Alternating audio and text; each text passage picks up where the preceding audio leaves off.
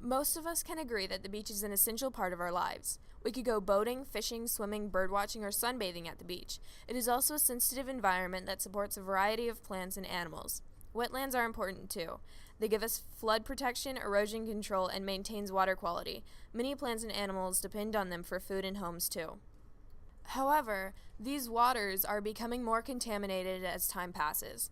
Chemicals that we use every day, such as pesticides, fertilizers, and car gasoline, mix in with stormwater runoff into nearby waters and can damage the lifestyle of many marine species. Because of this, marine species have an estimated extinction rate at 5 times greater than that of terrestrial species. If a sea turtle gets fouled with oil, it can really affect their skin.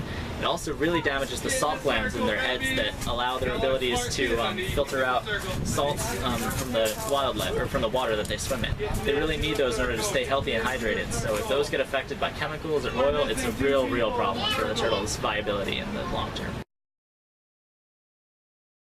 A lot of the chemicals used in plastic production, once the plastic eventually breaks down under the sunlight, it breaks into smaller things that are really bad for the environment. I'm not entirely sure, I want to say PCBs or just off the top of my head, that sounds bad.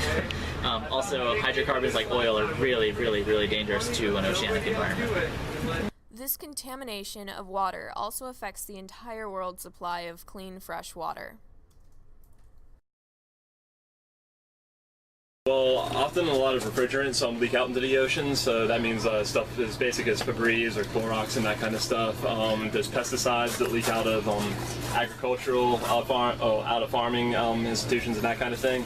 So really anything that we use to keep bugs off of our crops and that kind of stuff in coastal regions can leak into the soil and it'll go out into the ocean, and that can have a major impact on the sea turtle population and as well as other fishes and reptiles.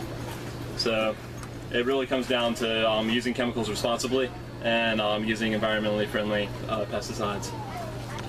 Despite all of this, we can still work together to prevent any more water contamination. You could buy more environmentally safe cleaning liquids. You could try not to overuse pesticides and fertilizers. Instead, try organic manure and composting. You could check with local authorities for chemical disposal plans instead of draining down chemicals down the sink or toilet.